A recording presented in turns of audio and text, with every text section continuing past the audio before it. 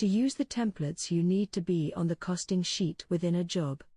In this example, we are going to use this job and then add some items onto the costing sheet by using some of the templates in the system.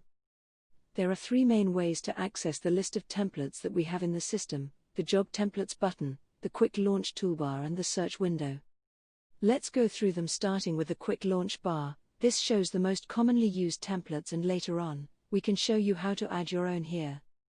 Simply click on the icon relating to the Works section and see the templates that we have under each section. For example, if we click on the spade, we can see groundwork type options.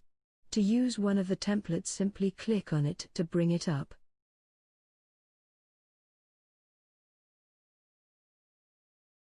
To search as we type, we can use the Quick Search option next to the Quick Launch bar. This will start to present options and reduce down the more info you type.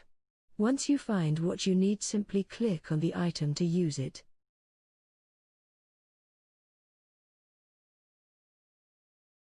To browse the entire templates library, simply press on the Job Templates button on the costing sheet to see all the templates in the system.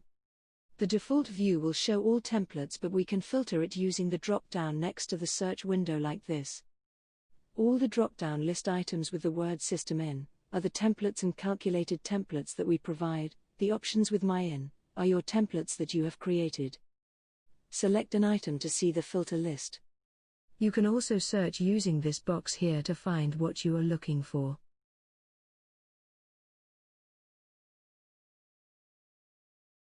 The templates might look slightly different depending on the type. On this example, we can see it's a calculator that has multiple sections. The main parts are the pink boxes, which allow you to enter measurements, the yellow boxes allow to select options, and the tick boxes in case you want or don't want something. As you add information into the calculation fields, you will see the items needed changing at the bottom.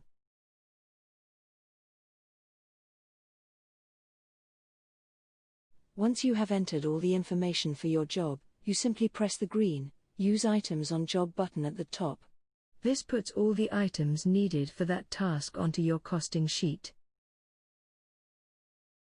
If you don't need something, you can untick the item as well on the template to ensure it does not go onto the costing sheet. Like this. You can change anything that the system has put there just by over-typing or reselecting items once on the costing sheet. This ends the How to Use the Templates video.